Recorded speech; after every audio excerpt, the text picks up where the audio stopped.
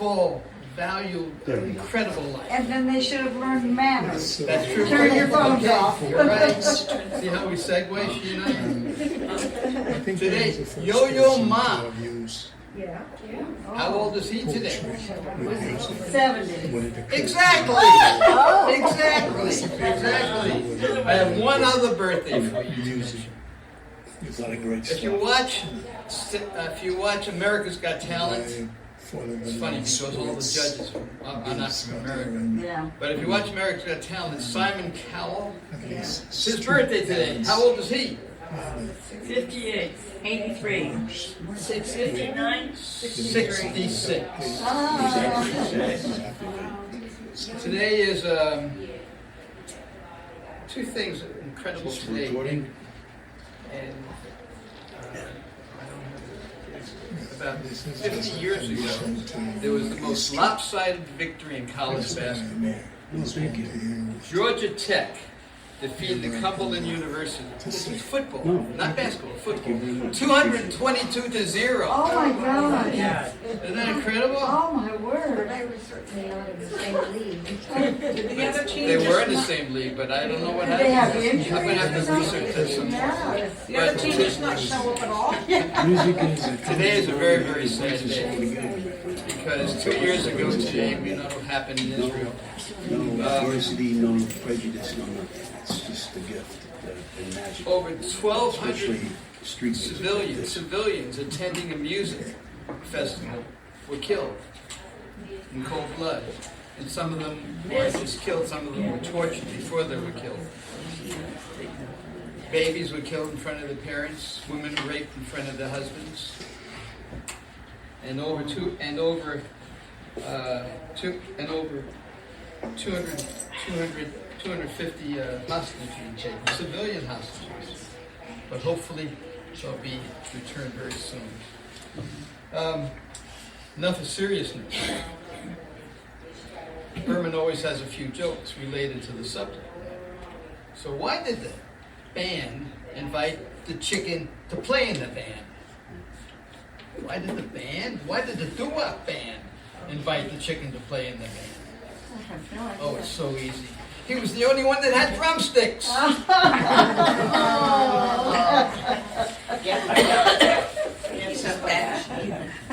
Okay, one more.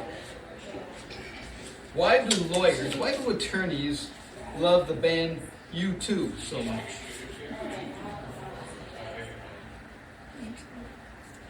Because they're pro bono.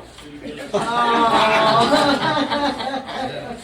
Okay, so, gentlemen, we have to speak today, Stevie Dunham. If you have your telephone, all you have to do is Google, which I'm going to do, Stevie Dunham. All kinds of things pop up. According to IMDb, Stevie Dunham is a singer, See all of that? All of that? music producer. He's DJ, on Street Corner Entertainment. There's songs, Facebook, Stars on the Hat Radio, Spotify, Apple Music. Just this guy is really something. And many of the speakers I bring here are people I know at UNLV, or people I know who know other people at UNLV, or people in the community from Sun City Anthem. 15,000 people live in Sun City Anthem, and I was on a lot of committees, so I know a lot of people. And a lot of people there have fabulous expertise, and I brought a few of them here. With Stevie, I just took a chance one day. I said, Doowop musicians living in the Las Vegas area, and his name popped up. So I took a chance. I did some more research, and I found him on Facebook, and I sent him a message that he'll never call right back. He immediately did, but he said, "Who are you?" So I introduced myself, and we've become friends since then. And he's a very unique fellow, has all kinds of talents, and I could go on and tell you all about him, because I've learned a lot about him in the last couple of weeks. But what I'm going to do, I'm going to go back to who is Stevie Dunham, and I'm going to read to you. According to IMDb, Stevie Dunham. I'm going to read to you what IMDb says.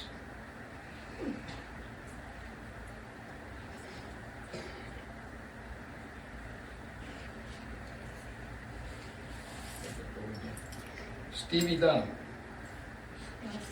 Here we go. Stevie Dunham is a singer, songwriter, author, music producer, DJ, and record label. Stevie has produced records for his Crescent and Emerald Town record labels and authored the book Acapella Street Corner Vocal Groups. And he's doing us a favor, and he brought me a copy of the book today. He's doing us a favor, and he gave me the gift. He also gave me a T-shirt from his group as well. So we're very, very fortunate here. A true celebrity, true gentleman, a really nice guy, Stevie Dunham.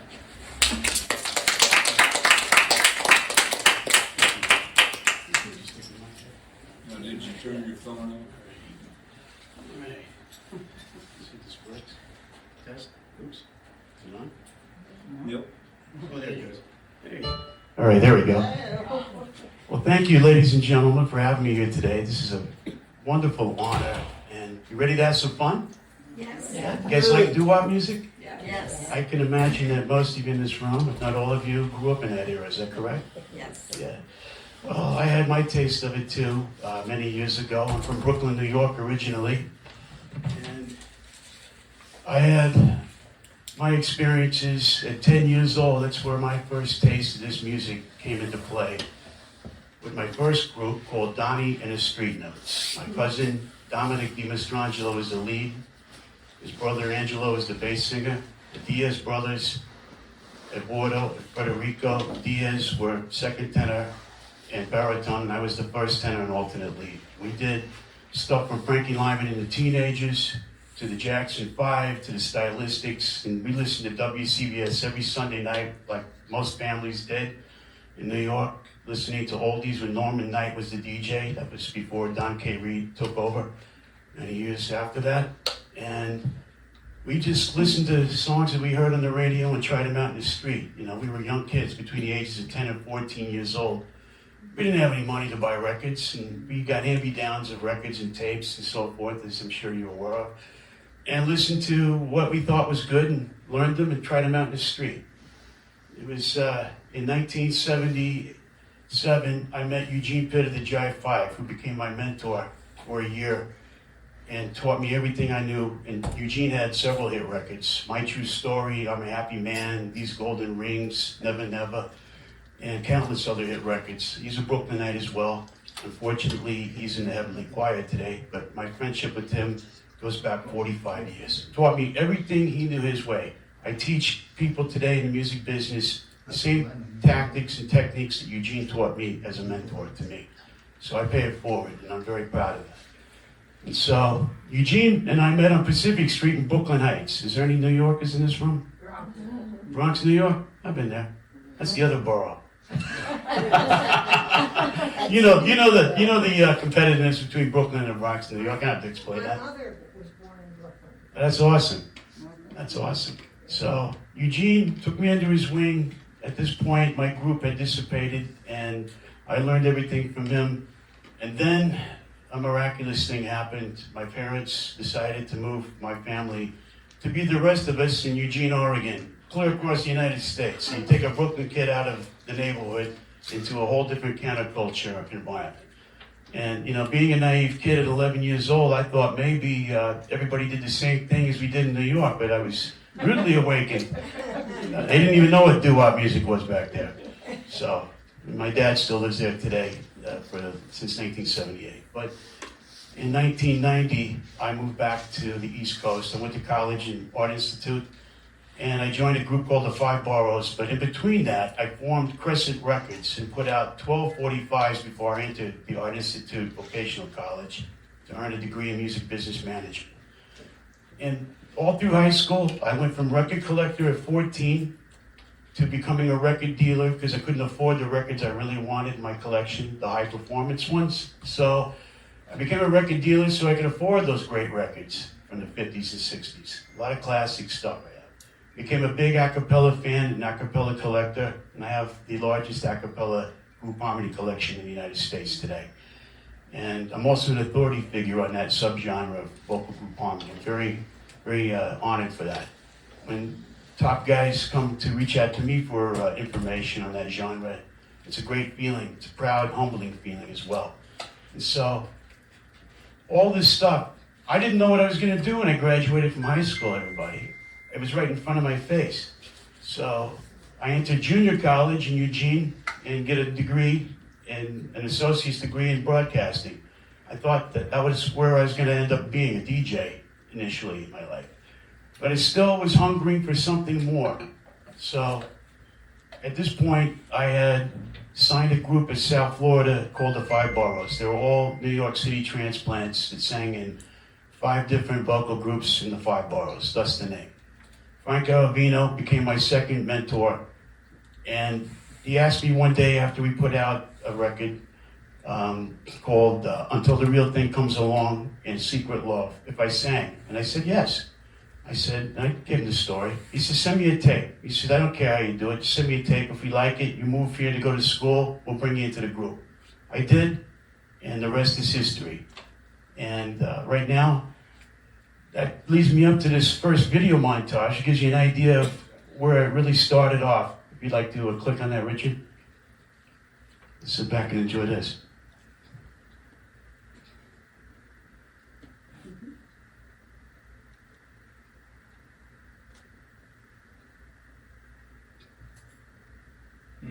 I don't hear any sound here.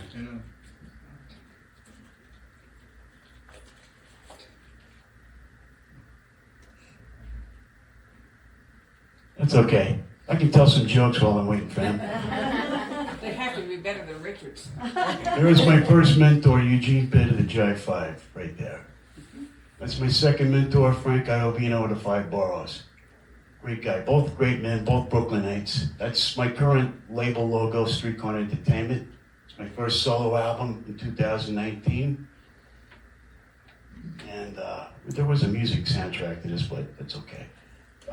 That's a caricature of famous illustrator Neil Portnoy did for me a couple of years ago. There's Eugene again. And maybe we'll get the sound on here in a few minutes. That's all the labels under the Street Corner Entertainment moniker. There's myself and client and friend Little Anthony of the Imperials. He's been on my label a couple of years. And I wish we could listen to this, but that's okay. We'll get it figured out. Yeah. We can play it again. So, 37 years, ladies and gentlemen, professionally in the music business. Doowop music has been a huge part of my career.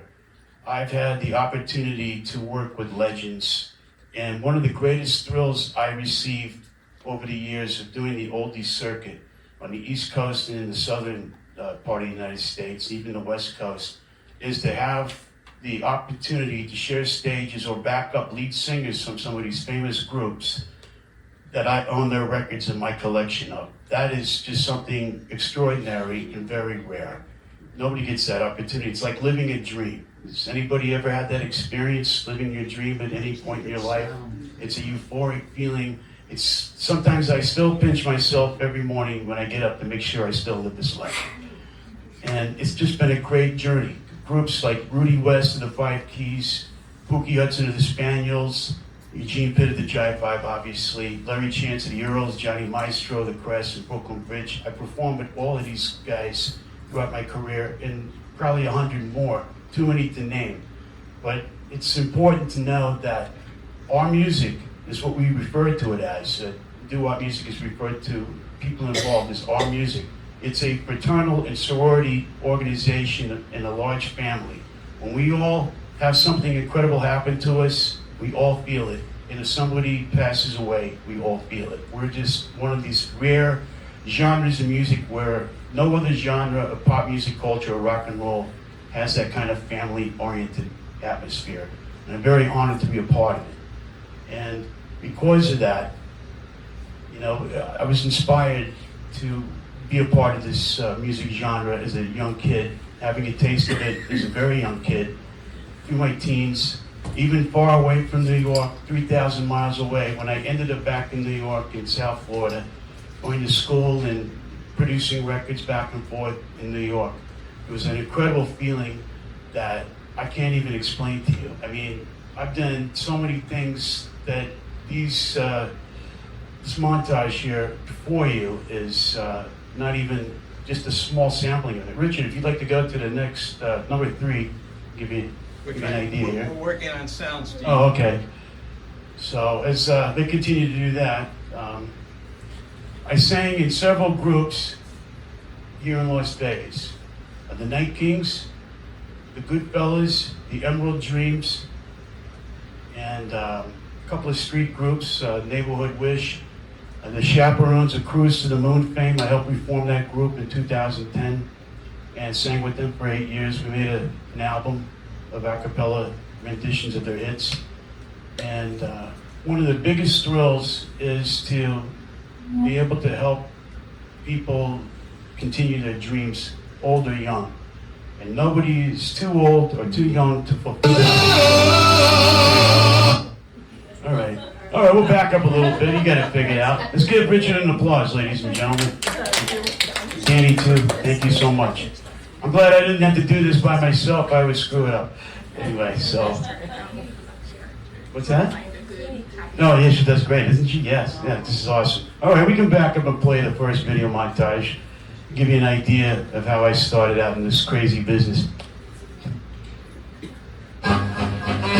This is the first record I ever put out on the Crescent label in 1988. I was 20 years old.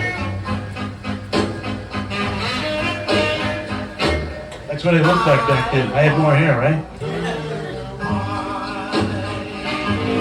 Great record.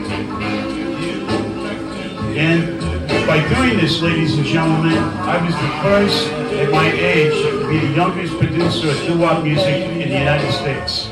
I received instant notoriety. This is one song that I wrote a few years ago in 2009. I thought I'd do that. Yes, it is. All 5 of them. I did all the parts. Pretty talented, I guess, huh? That's what they tell me anyway. Thank you. Thank you so much. This is Eugene Pitt again, my mentor. This is all the labels connected to Street Corner Entertainment, or the SCE record label group. Anthony and yours truly. We'll talk about him in a little while. This is done here in Las Vegas about 1.5 years ago.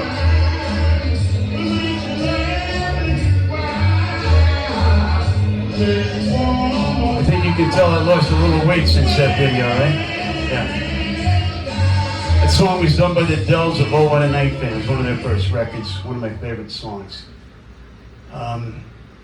So I've been in Las Vegas for 33 years. In 1998, after coming here, after a few attempts of forming a group, I formed the Emerald Dreams, and we recorded a couple of things. Released at the Crystal Ball Records in Queens, New York. I think that's in video number 2. Yes. Can't remember. It could be video number 3 down the line here, but we'll go in order. I got a lot of eye candy photographs too, by the way.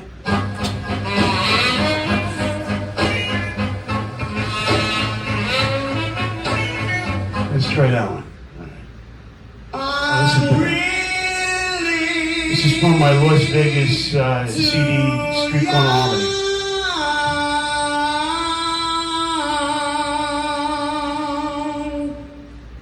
One thing about this music, everybody, it's timeless, it's innocent, and just remember this. When you guys were teenagers, your peers were creating this music literally in the streets of New York, New Jersey, Philly, New Haven, Chicago, Detroit, and Los Angeles. Just amazing stuff, timeless classics.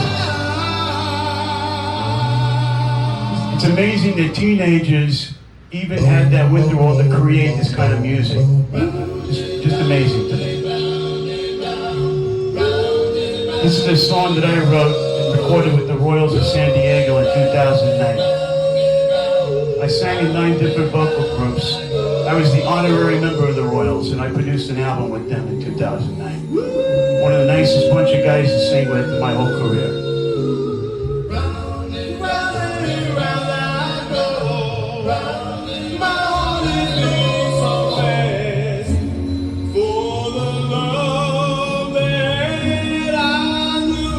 You guys don't like doo-wop music, do you? Right? No, I know you do. I know you do. My partner in Chacona Records suggested I record this song, originally by William Bell and Jimmy Hurt of the Del Rios in 1960. Thought I'd do a good job on this. I guess he was right. It's a little life thing.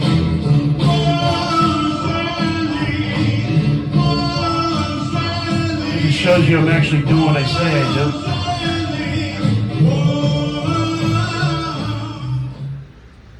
Some of the records I put out on Street Corner Entertainment label. Oh, I'm a big color vinyl fanatic. I think it's so awesome to put out different records in different colors. That was one of my attractions being a collector.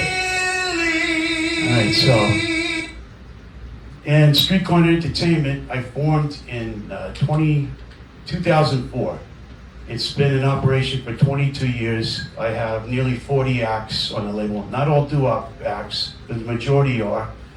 And Little Anthony of the Imperials of Hurt So Bad and Tears on My Pillow fame is one of my clients. He's a dear friend. He actually used to live here for several years before he packed up and moved to South Florida. We were all kind of sad about that, but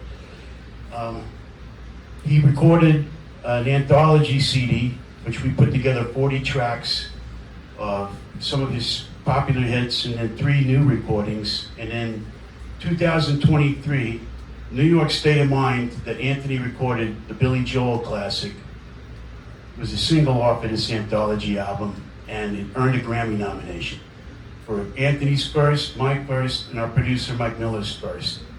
And what an incredible thing.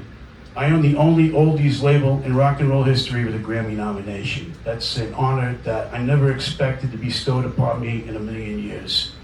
And it's like, to me, it's all just a piece of work, because what I do is I do all of this stuff for each and every one of you. I don't do it for me. I'm the creative guy. I make sure that I make people as yourselves in this audience happy, to relive memories and create new ones. And that's my job in the record business and as a musician. And I really appreciate all of you here today to be able to share this.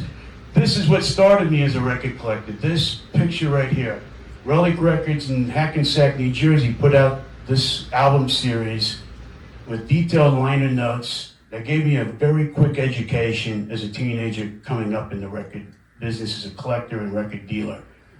And Don Folletti and Eddie Grice, I owe part of my career to them, because without them, I wouldn't have discovered this wonderful collage and collection of history that they've unfolded for several years, starting in the 60s up through the mid-90s before they shut down and retired.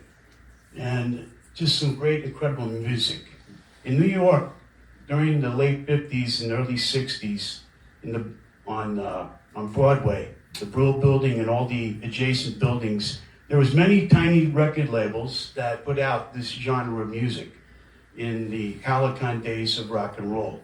You gotta remember, rock and roll officially launched in 1955, but by 1958, street corner groups, or the Doowop groups, there was about 50,000 in the New York City area alone. Not all of them made records, but that's the kind of counterculture that this music that was invented in Harlem in 1952 by black vocal groups that stemmed from the church into the street, doing gospel music, into rhythm and gospel, to secular street corner harmony, evolved into what became the oldies record market. I'm a part of that enigma. I'm the only second generation oldies record market individual in the history of rock and roll as well. And I beat them all out. I'm number one now. And I think it's because timing was right. People retire, or the circle of life, they pass on. And it just left the runway open for me to take off with my partners and our satellite partners, and it's been an incredible ride. Richard, do you feel like to go to the next frame? Okay. I think we saw this before, but we'll see it again.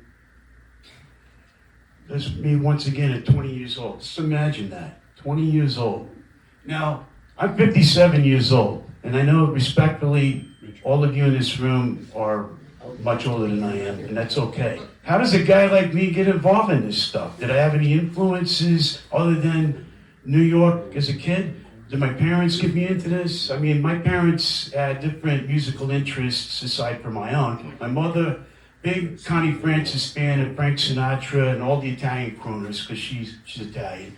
My father was, he liked some 50s rock and roll, but he's a big country music fan. So neither one of them really influenced me to get involved in vocal group harmony records like doo-wop music in particular. Let's go to the next frame, Richard.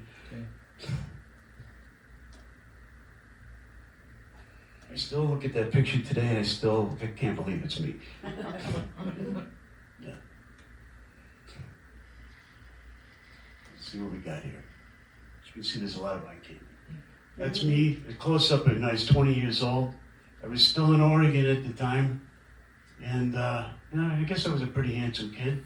At least my grandmother thought so. Anyway, so no, that's holding my first record. I was so proud of this moment. One of the greatest thrills I got when I got that order of records in 1988, when I opened up the first carton, the smell of freshly pressed plastic, just came out of the box. It's a smell that you'll never forget for your entire life. Let's go to the next frame, Rich.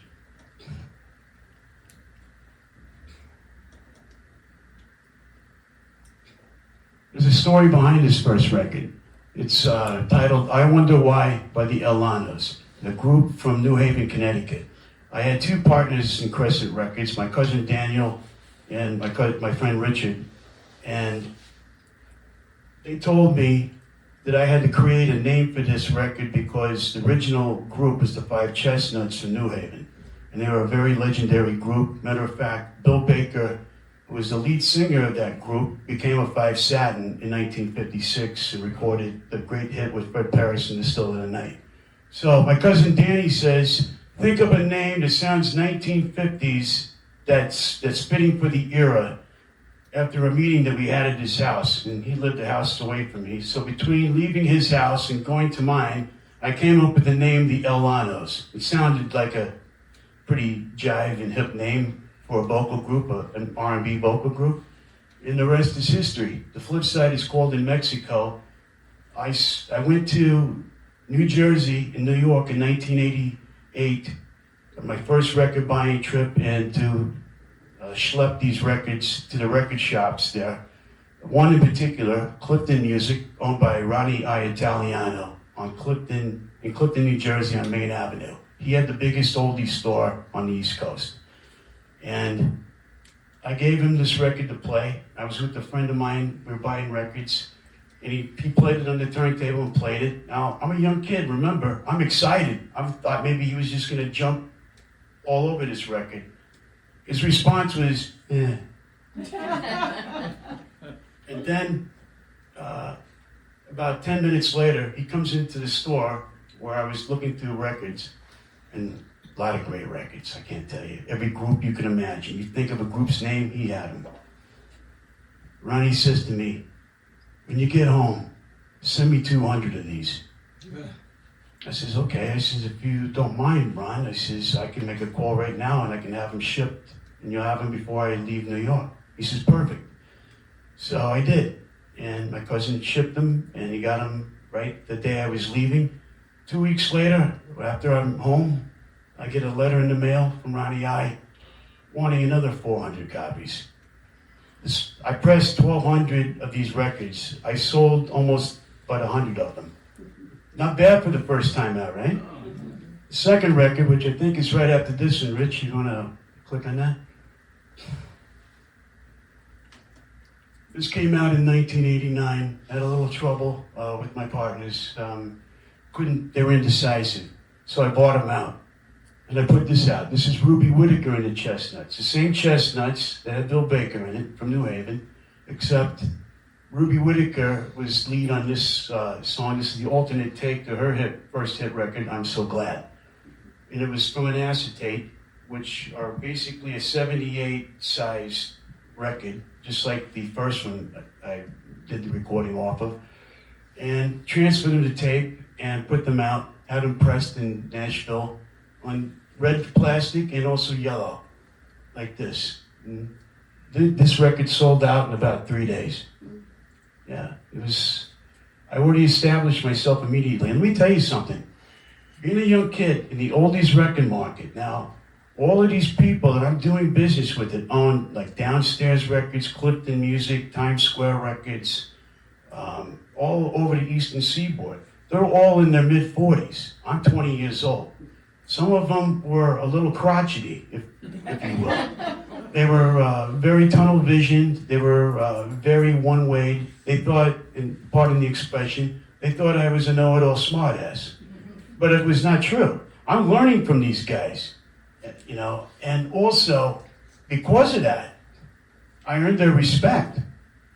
Because even back then, I knew that we were all dipping into a well that one day in the future, didn't know when, would dry up.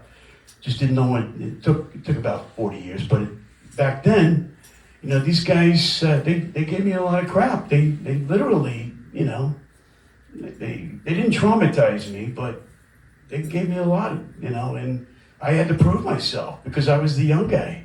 Thank God that there's guys that came after me that took over and got that title after I did.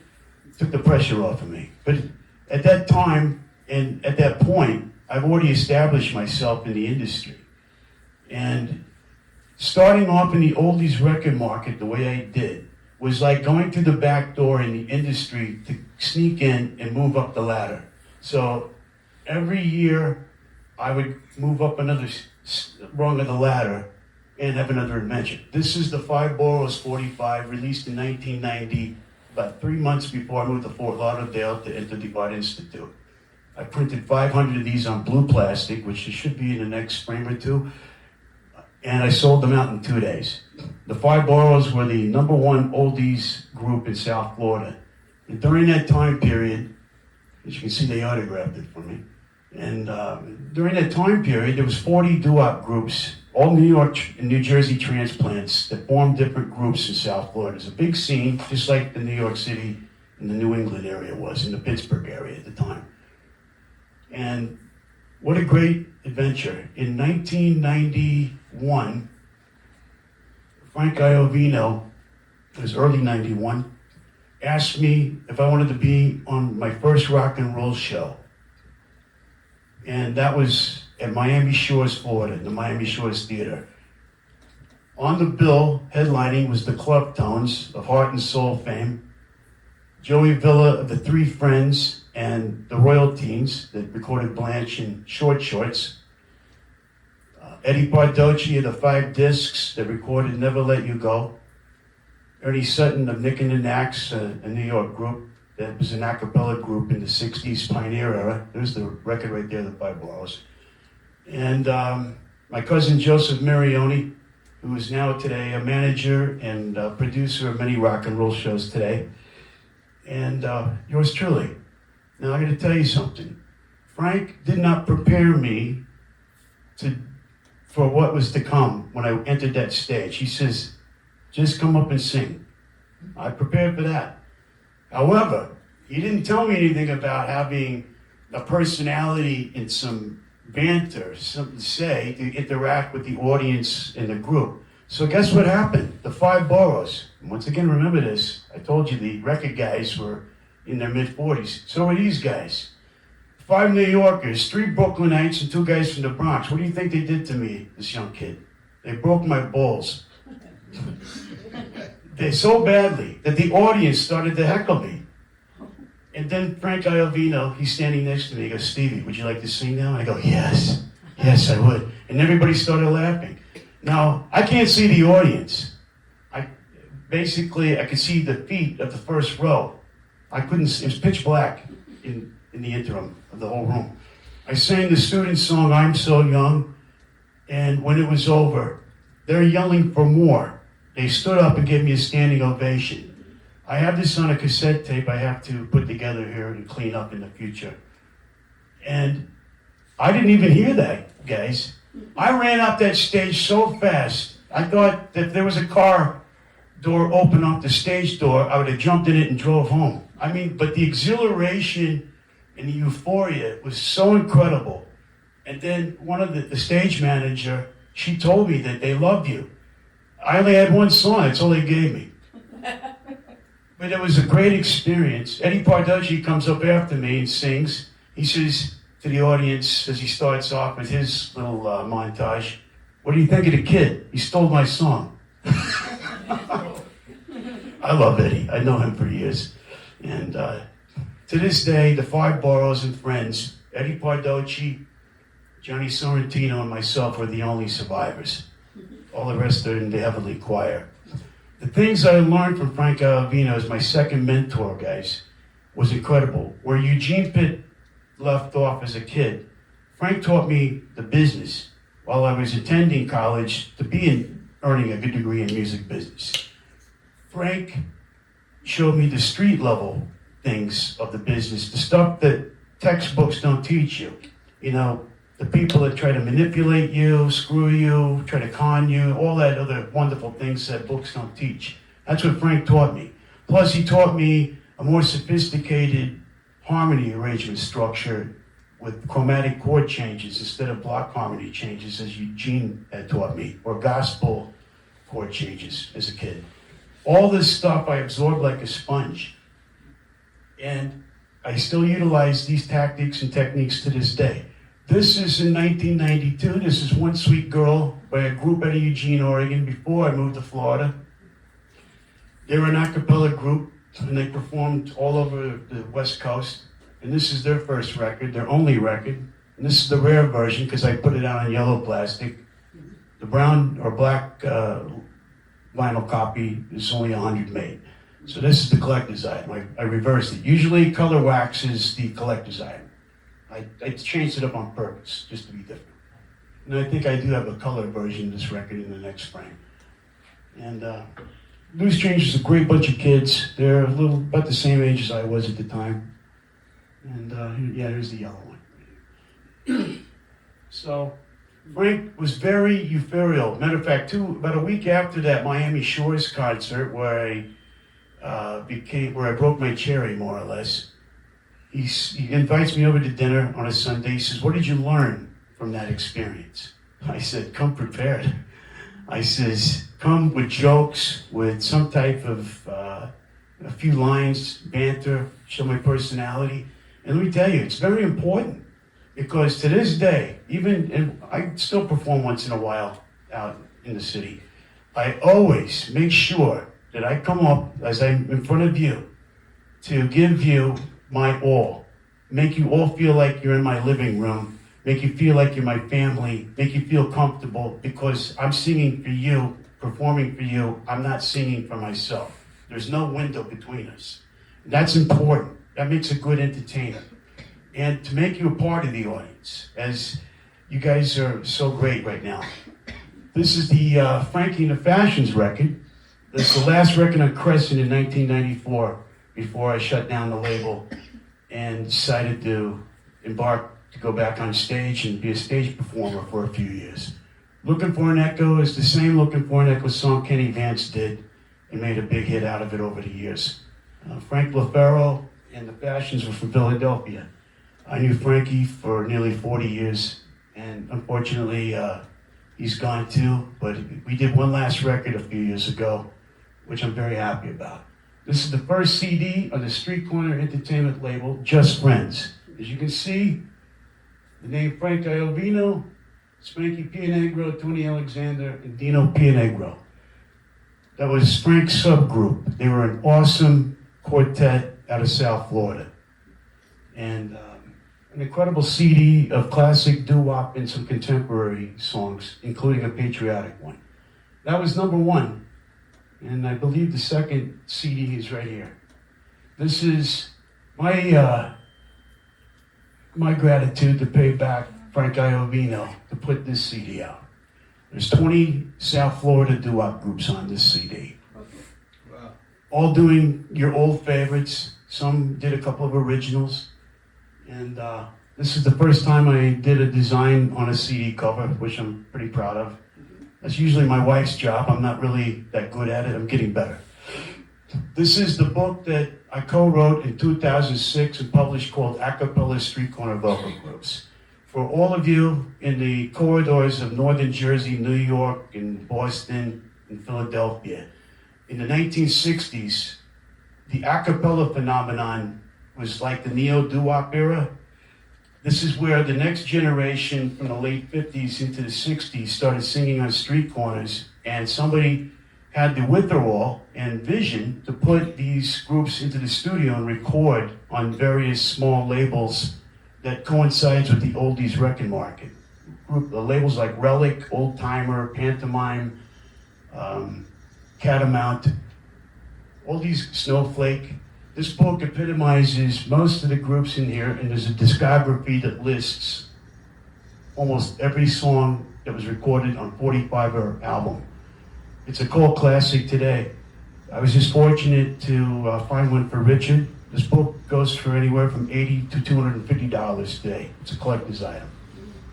It won Soul Patrol Magazine's Best Pick for 2006 and was nominated for an ARC Music Media Entertainment Award. Right here is 1998, ladies and gentlemen. This is the Emerald Dreams.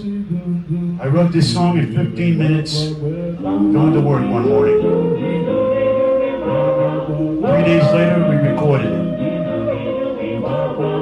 It's got everything in it. It's got Boom Moon, it's got The Closer You Are, and Soon, all wrapped up in one song.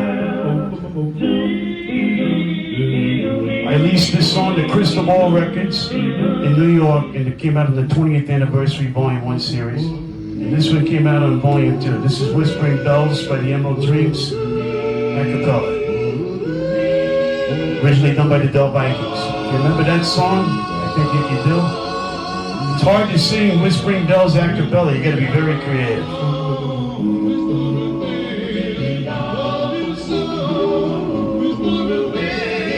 It's got a gospel flavor to it a little bit too.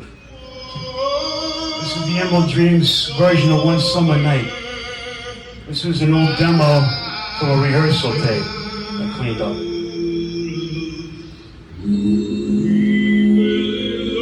I remember this afternoon, well, we actually auditioned 2 twin sisters to be in this group, and they knew this song. Never rehearsed it at all with them. Just winged it. It's all spontaneous. This is 2007's radio hit called Window of Time. It received 1.1 million airplays all over the United States, starting off on Cool Bobby B's Doowop Stop show on Sirius Radio. It got 800 airplays a week that year. I actually did the Doowop convention for Cool Bobby B here in Las Vegas. This is the Goodfellas from Las Vegas, Nevada too. This is taken at Green Valley Ranch show. Oh, anybody remember this group? Have you been out? Some of these guys look familiar. Gloria is the national anthem of street corner harmony, ladies and gentlemen. If you couldn't sing Gloria, you might as well hang it up. This is Cruise to the Moon by the Chaperones, the modern Chaperones that we started out in 2010 after reformation. This version didn't get released, but I put it on YouTube.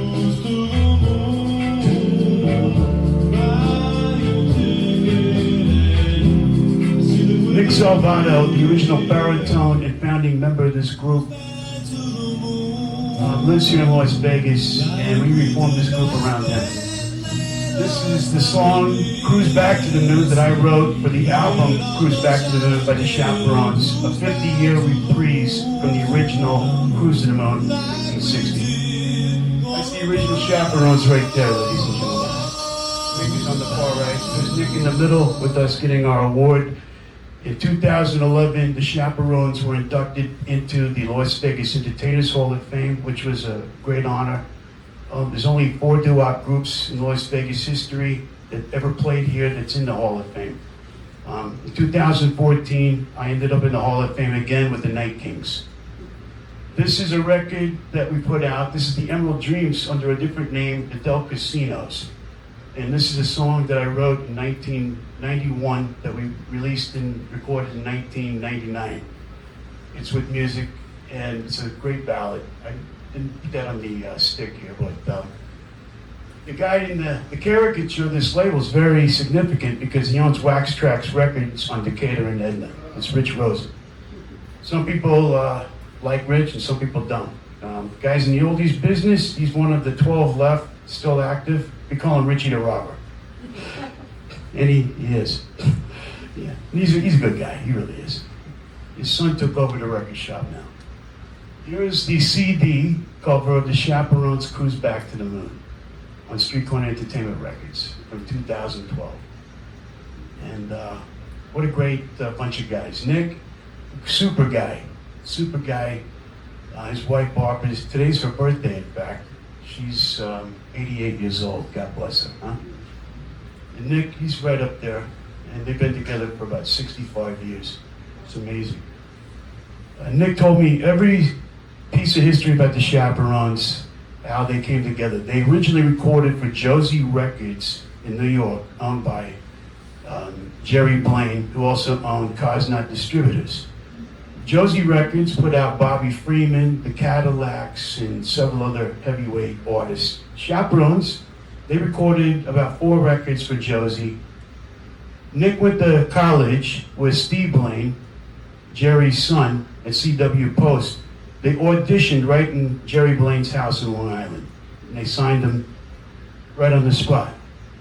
This is my CD, Las Vegas Street Corner Harmony, from 2019.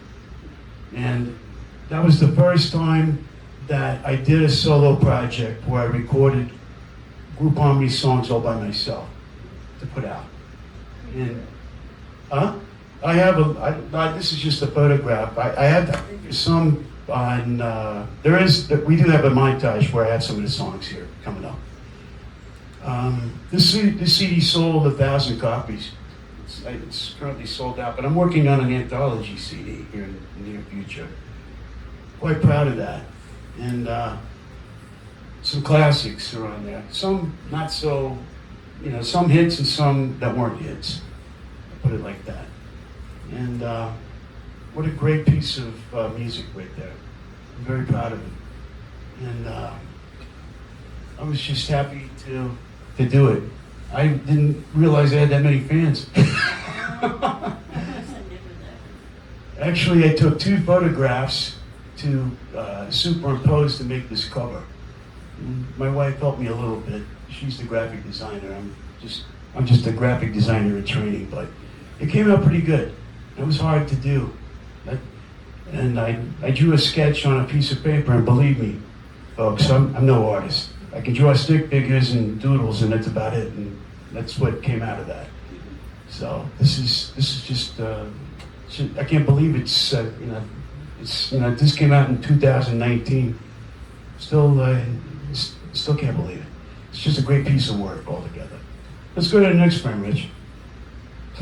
Is that everything? Oh, there we go. Right here.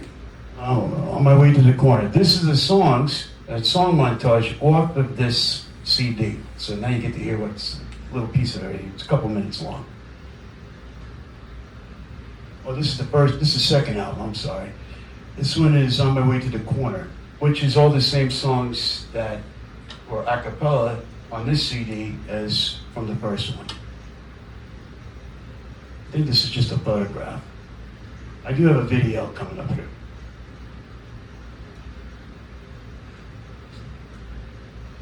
I think it's coming. Yeah, it should be there. Let's see what we got. Oh, by the way, this is my first time doing public speaking. Am I doing a good job with you guys so far? Yes. Oh, thank you. Thank you. Give yourself an applause. You've been a great audience so far. This is all the record labels underneath the Street Corner Entertainment umbrella. We all primarily do oldies, and we've delved into country music and Latin music as well, and probably some other genres too. But every label is in a different region of the United States. We got them in New York, South Florida, Philly, New Jersey, and here in Vegas. Quite proud of these guys and their contributions to this label group.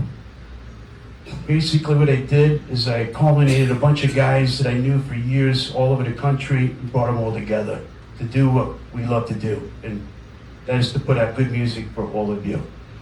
There's another promo that we put together. It has some of our product line on here. I'm sure that you noticed this one in particular. We started doing this now because the rumor and the propaganda of the major industry is trying to get rid of CDs, which is not true. So we got to jump on them to put out USB drives to play music in computers and in cars. So we got around it. So if anybody says, "Oh, I don't have a CD player," there we go, right there. We got you covered, and we're very happy to bring that forth. And it's just an incredible catalog of work. And there's another picture of what I just showed you right there. As it says, whether you're old school or new school, SCE has you covered. That means Street Corner Entertainment. And it's so true. Now, being in the record business for so long, I have to stay up with all the modern technology because of this factor right here. There's basically 7 different audio formats currently at your fingertips, and this is one of them.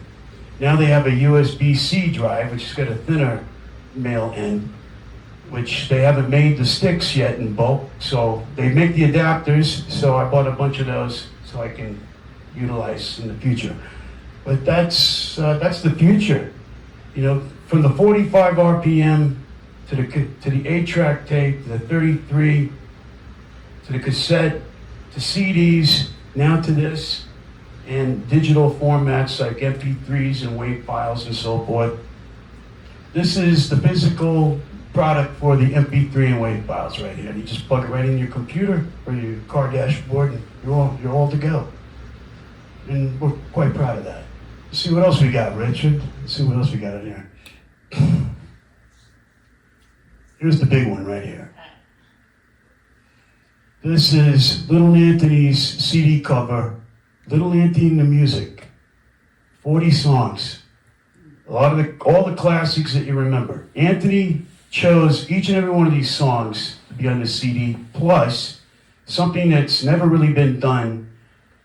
He did interviews in between each songs to set them up, to talk about the history of every song that he recorded, except for the last 3 that were more contemporary. And this CD, the single, New York State of Mind, as I said, earned us a Grammy nomination, which that was his first. And he just released a new version of Hurt So Bad with an up-and-coming female artist. And I wish him the best of luck with that. We weren't involved with that, but I get his Christmas CD coming up in the near future, so I'm looking forward to that. That's what he looks like today. He decided a long time ago that he's done with hair dye. What do you think of that?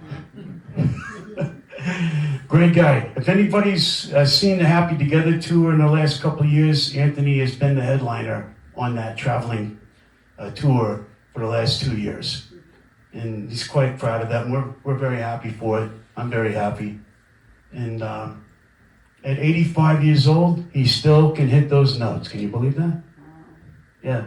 As he told me before, I don't live in high C anymore, but I can still do it. He says, I'm 85, I don't need to go up there. And he's right. And he's just an incredible friend and talent. I'm very honored. And here's the story behind how I got him. Mike Miller, my friend for many years and producer, one of my record producers, I actually produced his group Harmony Street in 1994. Comes full circle. He says, Steve, he says, how would you like to have Little Anthony on your record label? I said this, I go, yeah, sure, why not? Just like that, very nonchalant. I go, okay, let's do it.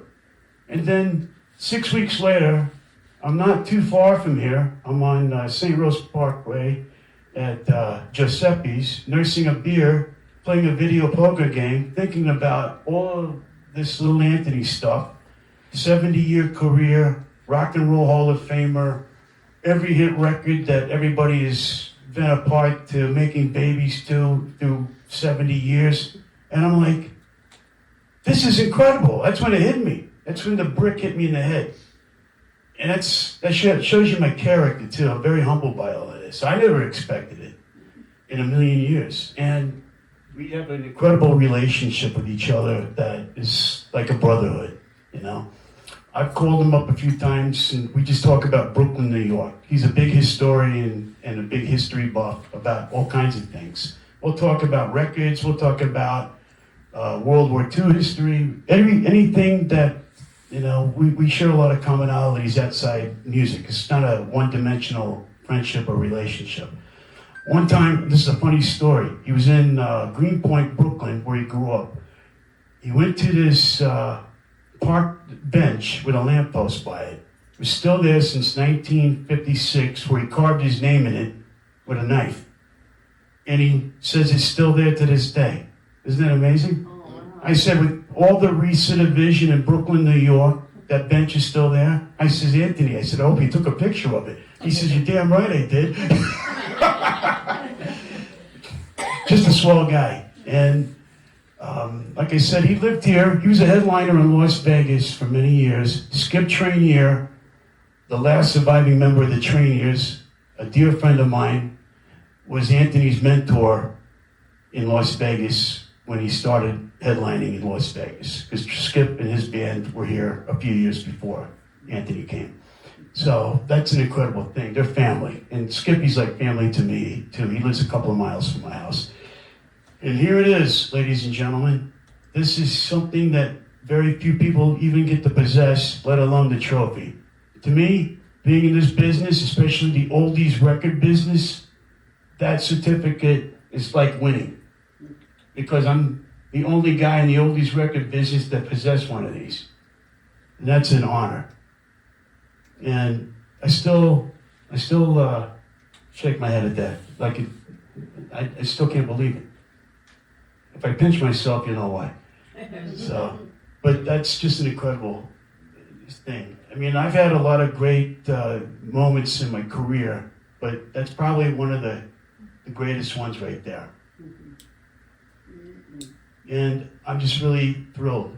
I hope to get another one. Maybe get the trophy one day. That'll be something to look forward to. The sky's the limit.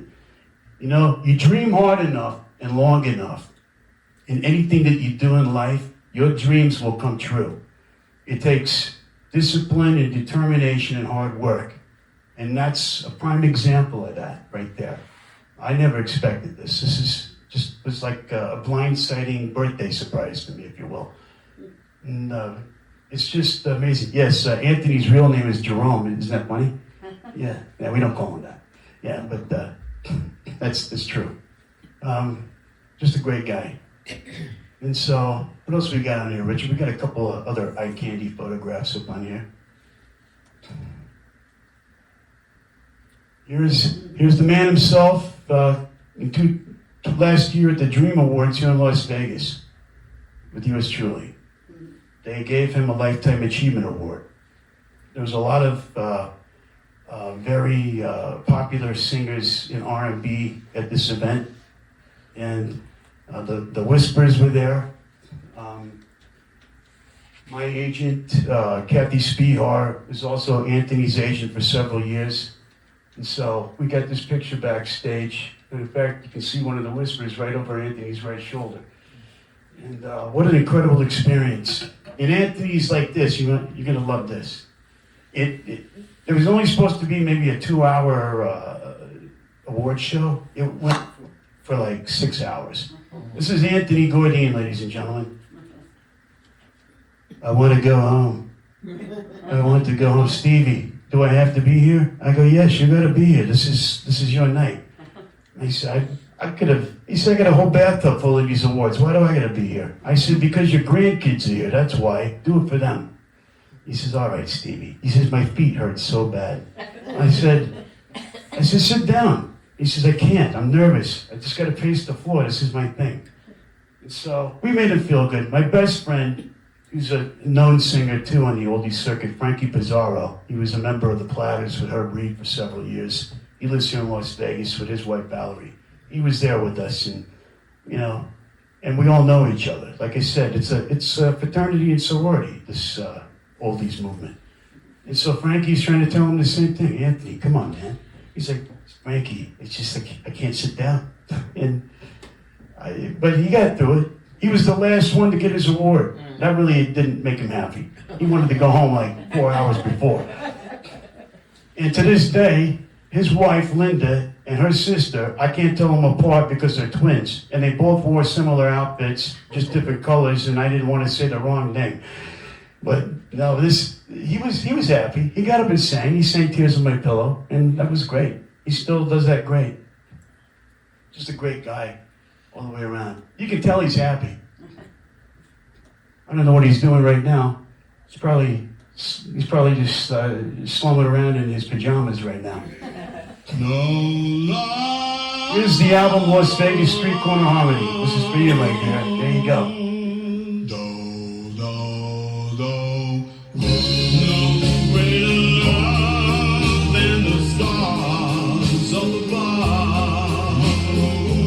And remember, the vocal group on this is yours truly. I did them all.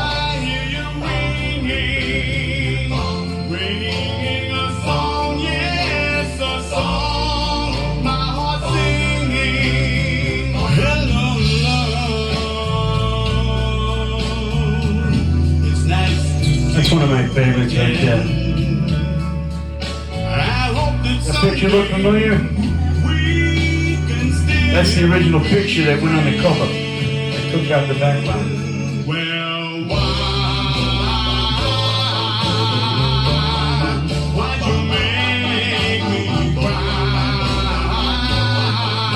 So what I did, ladies and gentlemen, I put a little West Coast, a little East Coast vocal group music on this CD. It catered to everybody. I think it came out okay.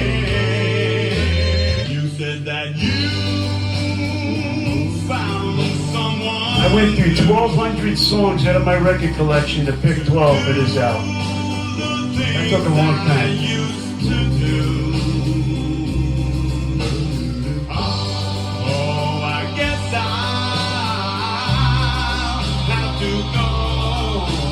So, to narrow that kind of number down, it took a lot of work, didn't it? This is one of my favorites, too.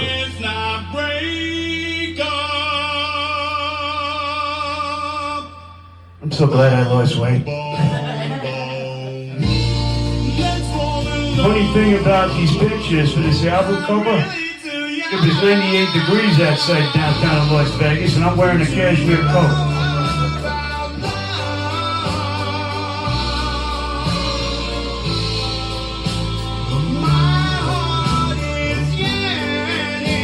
I had a great engineer that wrote all the music tracks and played on this album. I'm so glad that you're here with me.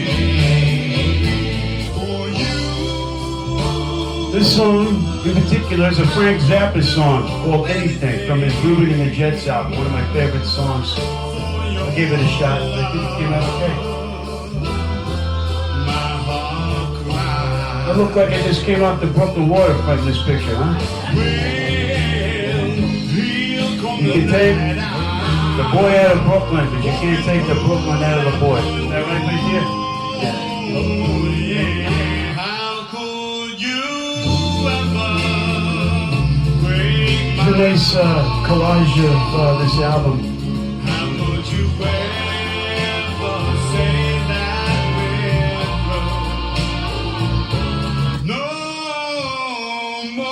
when I was 14 years old, this song No More by the Uptones from Los Angeles. When I first heard it, I wanted that record and I got it. And I dreamed one day I'd record that song.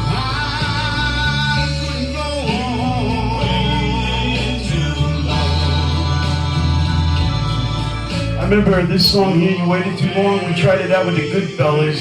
And I remember our piano player at the time, he was a Chinese guy. He'd never get the chords right. He'd start playing the intro in the wrong key every time. So that just kind of threw us off. And we did it great in practice, and I was damn determined, because I wanted to record this song, to do it the right way. And then I sent it to Danny Rome. I said, this is how we should have done it. And he laughed. He thought that was funny. You're going to love this picture. I love this guy. God rest his soul. You guys recognize him? Yeah? Johnny Meister, huh? That was 1998 in Long Beach, California, at a show for the Brooklyn Bridge. I think I was 30 years old in that picture. This is great story. You're gonna love this. So my friends wanted to meet Johnny Maestro. They're from Vegas. One of the very popular pizza joint here. And so he says, we want to meet Johnny. I says, don't worry about it. So I go up to a guy, it was Les Cauchy's brother, who was kind of like their valet. I go up to this guy, I said, I want to see Johnny. and he cuts me short, just like a typical New York guy would do in the street. Nobody can see Johnny. I said, let me tell you something. You tell him that my friend Mike Miller sent me here to talk to Johnny. I said, can you do that? Can you give him the message? He looks at me. He says, yeah, I'll be right back. 2 seconds later, Johnny's out from the green room, in the dressing room. People are waiting to see him to get autographs and photos. He's already in his street clothes, as you can see right here. And we're talking for 10 minutes before anybody realized that he was Johnny, because Johnny's only about this tall. He's a short guy. And so that was great. He goes, oh, you're Stevie. He goes, yeah, I remember you. And we're just talking like two guys that were on the street corner, or in front of a deli, just casual stuff. But Johnny was like that. Johnny was actually soft-spoken, but if you got him talking, you couldn't shut him up, believe me. Great singer, one of the greatest singers of pop culture history, and I miss him every day. His wife, Grace, his widow, I'm close friends with her to this day, and guys like him have been a real blessing in my life. I only take photographs, everyone, with people that I have a connection to or know or perform with. I don't go up and take pictures of people that I never had any association with. Just won't do it because it means nothing to me. We have a lot of mutual friends. We did have an association together. And unfortunately, God bless him. He's in the Heavenly Choir.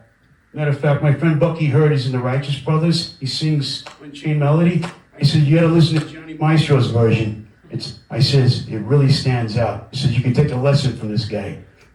That was just teasing Bucky. Bucky and I are really close friends. But there it is. There's a few other photographs in here. We can go through it real quick. This one's great too. Pookie Hudson of the Spaniels. Anybody remember that group? Good Night, Sweetheart, Good Night Fame? The other one goes, do, do, do, do, do. Yeah. Well, there he is. That was in 1997 and 98 in Long Beach at the Petroleum Club for the West Coast Doowop Society show with the Five Boroughs and Friends. Pookie and I get there first to the hotel. There's a hotel, I can't remember the name of it now. It was a big, tall building. We got there before the rest of the group did. So Pookie says to me this, we're standing in front of the buildings like this. He goes, Stevie, man. He says, they got a bar here? I go, yeah, it's at the top of the building. Let's go. So we went up there and a couple of nips. We had to do a sound check in a little while. I says, well, let's go to our rooms or something and take a rest. He says, I'm going to go lay down. I said, okay, I'll go lay down for a minute. Maybe I'll go wait for the rest of the guys. They come in. First thing that's out of Franco Vino's mouth, everybody, is Pookie drunk? I says, well, I'm not going to tell him that. I says, thanks, Uncle Frank. That's the way you want to greet a guy you haven't seen for a while? He goes, where are my manners? Gives me a hug and a kiss. And the rest is history. And Pookie was drunk, by the way. When he did that show, I saw him drink 2 bottles of Chivas Regal in the green room and at the bar before he headlined the end of the show. And he sang like he never had a drop. That's just the way he was. Matter of fact, he was so smooth, everybody, you would never know if he was sober or drunk. And, but he was a great talent. This is Vito Pacone of the Elegants of Little Star fame. He's a dear friend. I've known him since I was a teenager. And I still reach out to him. He's my go-to guy. If you want to know anything about this business, oldies business or otherwise, he's the guy to call. He's well plugged in. He had a talent agency called Mainline Talent in Manhattan for years. And he still sings today. The Elegants still perform all over the East Coast. Vito's 85 years old. He's not slowing down. And he says to me this, as he says to everybody on stage, you want to hear Little Star in the original key? Go buy the record. Yeah, well, I get it. No, he does great. Actually, he does a great Elvis version of I Want You, I Need You, I Love You, which is really great. You guys recognize him? Yeah. He's my dear friend for 36 years. Then he ended off here, the Bronx Wanderers. Almost 22 years ago, their first gig was at the Italian American Club here. Donald Ritchie and I booked them on a small show, and in the middle of their set, the power went out. on stage, which back then that was typical because they had a power surge issue in the banquet room. They've since fixed that. This is a record release from a local Las Vegas artist, Ramon Altamirano, doing Daddy's Home. I wish I have to come back and bring some other audios with me with some of these things. We did a different arrangement of it. This is the first record, 45, released in Street Corner Entertainment by Joel Katz. Anybody remember him? He's from New Jersey. He's been a doo-wop singer for 65 years, easy. He also started in the a cappella era of the 60s, and a record producer. This is J.T. Morgan and Frank Iovino's record. Now, J.T. Morgan, about 7 years ago, was on PBS Doo-Wop Generations. I saw his audition tape, and I wanted this kid. He actually sang The Worst That Could Happen, the Johnny Meister song.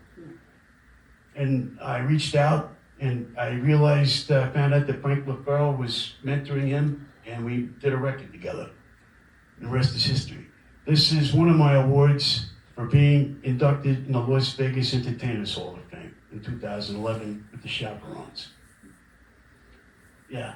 If it was my wife, she would say, throw it out. Yeah, she'll throw out everybody else's stuff first before her. This thing's probably on my wall, so it isn't going anywhere. What's this one? Let's see. This is kind of reminiscent of old Billboard and the other rock and roll chart magazines from the 50s. That's how we do ads for our releases sometimes. Very reminiscent of the 50s and 60s. And this is no different. I have so much material in my archives. You realize how hard it was to put 40 pictures together? It was incredibly hard. It was JT's advertisement. We did a bleed over with his records in the background. Great kid. And he is a kid because I'm older than him. There's my CD cover again. Rich, how much are we good for time? We're just about out of time, actually, Steve. All right. Well, let me ask you this. You guys have any questions for yours truly? I'd love to interact with you for a couple minutes. Have any questions? Questions or comments? Questions or comments? Yeah. I'm not bashful. Did you have fun? Yes. Thank you. Thank you. You're a wonderful audience. Let me just say this. This music, as I said earlier, is timeless. You create new memories with new versions or new renditions or original style group harmony records and CDs and so forth. Or you relive memories. It's always important because you just remember that moment when you heard that song for the first time. It just comes, you get put right back in the moment. I remember a lot of first times in my career where I hear a certain song, it puts me right back into that mind frame. It's when you wish that you could record all of those thoughts and things out of your head and watch it as a movie. Maybe one day that will happen to us, maybe. But I really appreciate it. Yes, sir. Ma'am. Oh, I'm sorry, I can't see. Pardon me, I'm so sorry. That's I'm all a bad. right. It happens all the time. After a certain age, we all look the same. Well, as you heard earlier, I'm an old guy in training. I can't see very good. Well, my comment was, you said this is your first presentation. Yes. Well, keep at it. I think you have a future. Well, thank you. God bless you. I really appreciate that. Thank you. Thank you all. That means a lot to me. And I wasn't scared. I was a little nervous. I always get nervous before I do something anyways, sing or whatever. But Actually, Richard? this is his rehearsal because my Doowop Ollie class is going to talk for 2 hours. So Yes. we have a couple of gifts, door prizes, and he's brought some too. I did. I brought some First one things. is Carnegie College, and then we'll do Stevie's Okay. door prizes. You want to pick a name here? This will be for a painting by Betty. By Betty Miller. Betty Miller's painting. Jean H. Is that right? Jean? Where are you? Oh, there you go. Oh, congratulations. Richard, watch the furniture. And I didn't drink anything today either. You guys are awesome. When he took me on the tour of this place a couple of weeks ago, I'm thinking to myself, yeah, this is where I like to live. Yeah, this is really awesome here. These guys have a nice community. So where could we get some of these CDs? And I will tell you. I wish I had brought some business cards with me. I was one of those Who wants this dummies that beautiful didn't town? do it. Beautiful. that's pretty. Where's your basket, Richard? Yeah, I'll pull one out of there.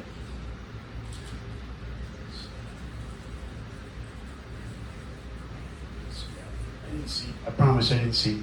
All right, let's see what it says. Julian. Julie. Yeah, look at that. All right. Awesome. All right. Julian, don't leave. I want to take a photo of you and me in the town, okay? So what's the future hold for me, guys? Okay, now, I produce other people's music here, in town and abroad, so.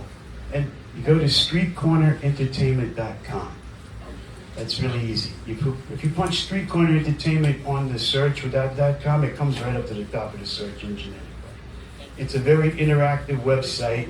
You'll see a lot of pictures and audio, eye candy, and we have 45s and CDs on there for you to choose from. Thank you so much. Okay, here's some things. What do we get? We got everybody in there? yeah. All right. All right, because I am who I am, I'm going to draw some names for this CD. This is the Chaperones Cruise Back to the Moon.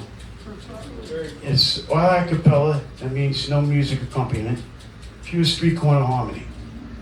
And I thought maybe you guys would like to indulge in that. Thank you so much for having me. Let's see what it says. The magic name is Marge. Is there a Marge here? Margot. Margot? Is that right? I can't see it. Mark. It says Margot. It's Margot. Oh, that's you? Oh, great. All right, give her a hand. Oh, that's awesome. All right. There have been over 130 elections. You're the first one to bring this. Well, that's just me. I always like to make people happy. All right. Okay? I apologize I didn't have my own solo CDs in stock, but they went out real quick. All right, you want to do another one? Sure. Yeah, we'll do another one. It's okay, because I got something for you all anyway on the way out. I can't thank you enough. You're a great guy. What do you think? Give Richard a hand, everybody. He's great. All right, Elaine. Oh, look at that. All right. For a newbie. Here, I'll put a hand. Okay. All right, Richard. Like I said, God bless you, and thank you for inviting me in today with all these wonderful people. And please don't leave before I'm going to give you, I have a lot of CDs. I'm going to give you each one as a gift from me to you. Oh my God. No, it's my pleasure. It's my honor for you guys having me and putting up with me for an hour.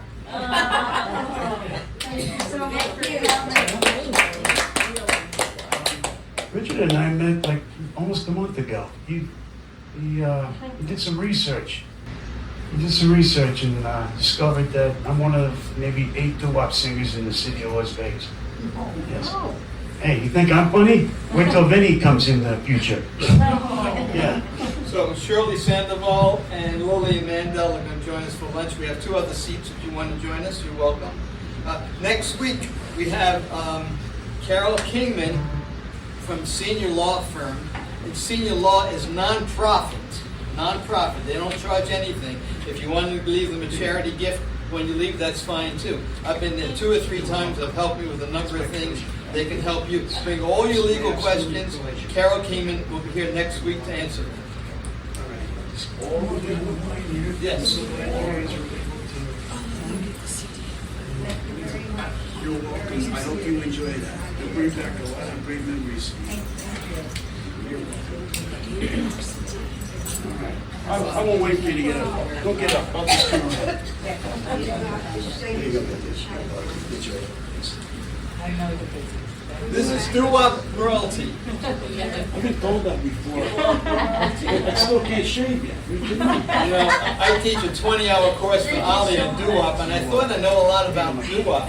He's the encyclopedia.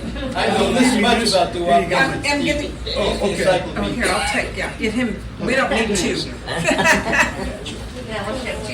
There you go. It's my pleasure. I'm just happy that you guys were present today. Thank you. So much. Sure thing. Here you go, sir. Thank you. Thank you. I'm glad you were here.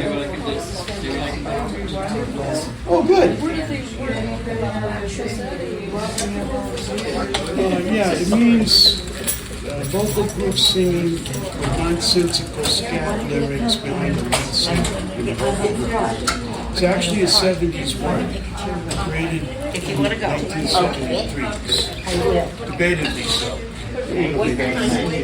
It starts at 5:30. Yeah, it's kind of an oxymoronic word. For a while. Nobody in the 50s ever used this word to refer to this music to go out and sing it. Though there was a couple of interesting anomalies that I discovered over collecting. One, a photograph of Times Square Records in Manhattan subway arcade. There's a poster of a show that says Doowop, but it was spelled W-H-O-P, behind Slim Rose, the owner, on the billboard. His tax wheel. I asked my friend, the record dealer Val Shively, about this. He said, I took that picture. I said, you didn't notice this? I go, were you guys using this word back in the 60s? He goes, not to my knowledge.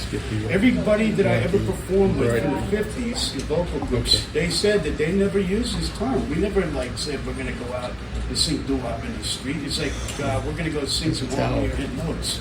They never used that term. Let me take a picture. Yeah, would you?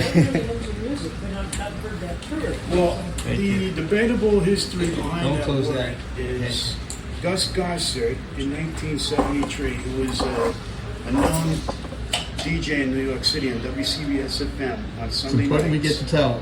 He's the one that's supposed to have created this term to refer to describe this type of music.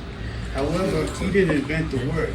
The producer of the show, Green Staley, who was one of the first oldies record guys.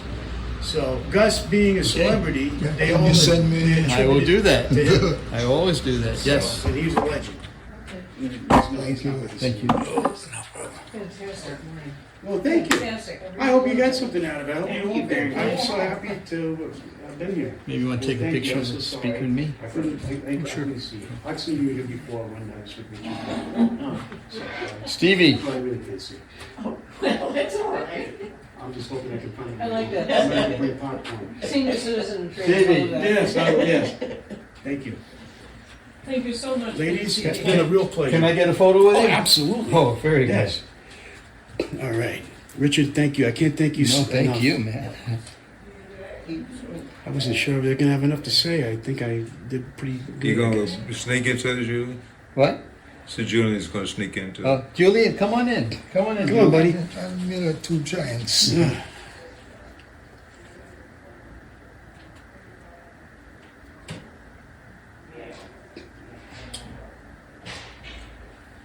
Excellent. Thank you. Thank you. All right, I got to put my tripod down here. We'll see. Richard,